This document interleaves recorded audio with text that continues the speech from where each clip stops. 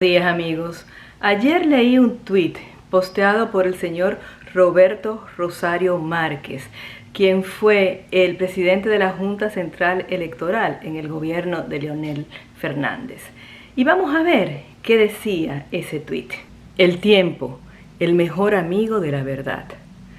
Dice Leonel Fernández que debes confiar en tu conciencia, en saber que actuaste bien y que lo que dicen sobre ti no es verdad. Y nuestro amado pueblo, es verdad que tiene poca memoria, pero no todos olvidamos. Y es importante que los jóvenes sepan y que los adultos recordemos lo que yo les voy a mostrar a continuación. Leonel Fernández y el PLD fueron gobierno en el periodo 1996-2000. 2004-2008 y 2008-2012. Luego en el 12 ganó el mismo PLD, pero con Danilo Medina a la cabeza. Y vamos a ver cuáles fueron los actos de corrupción que se dieron en el PLD mientras Leonel Fernández era el presidente. Y vamos a iniciar con el caso PEME. Sí, el Programa Eventual Mínimo de Empleo, que fue una iniciativa del presidente Leonel Fernández para buscar la paz pública, entregando empleos y ayudas económicas a aquellas personas que protestaban, aquellas personas que formaban parte de movimientos sociales. Era una forma como de callar a aquellos que iban a las protestas. Y este programa manejó sin control contable más de 1.438 millones de pesos. Sí, amigos, 1.400 millones de pesos.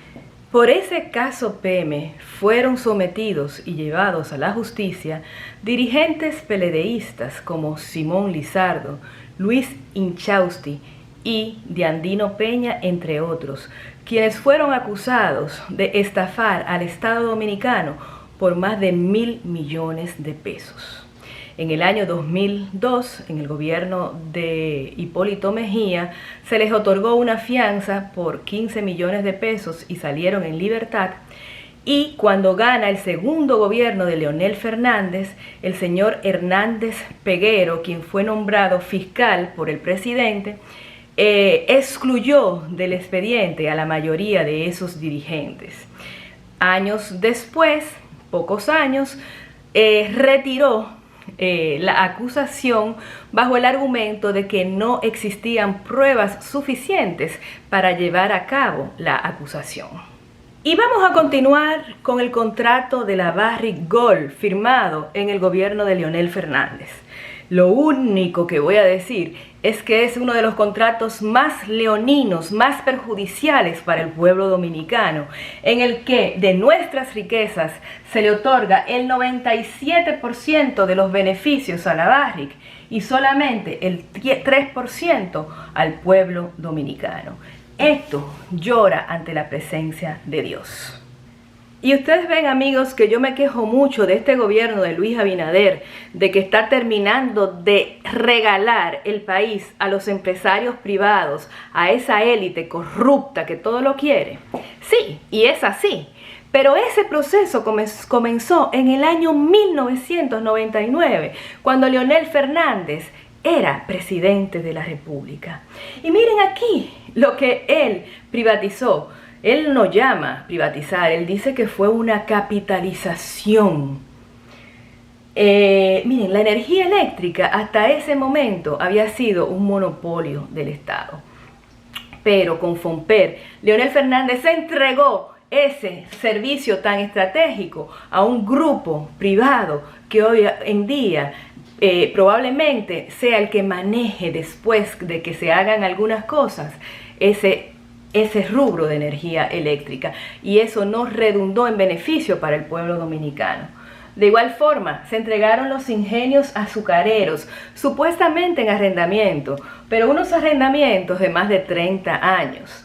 Aquí tenemos el ingenio Barahona, sí, que fue entregado al consorcio azucarero central ese que tiene el problema con los campesinos, ese consorcio que le ha secado los lagos, ese consorcio que le ha desbaratado las siembras.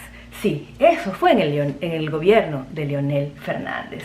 De igual forma, 26 empresas de Corde fueron entregadas al sector privado, los hoteles estatales y 5 aeropuertos, dentro de los que están el aeropuerto José Francisco Peña Gómez o Las Américas. También está el María Montés, el Arroyo Barril y el aeropuerto de Puerto Plata. ¿Y esto de qué se trata?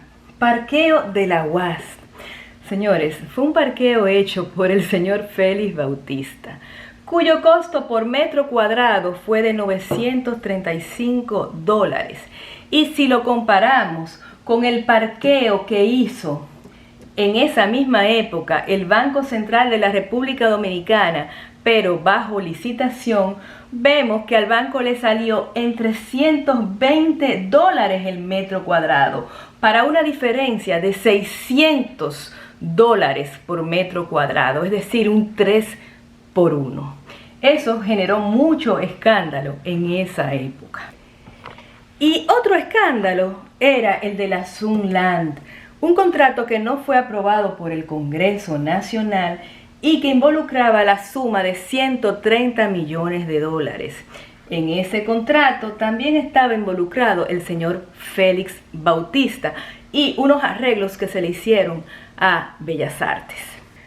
Y ahora venimos con los super tucanos.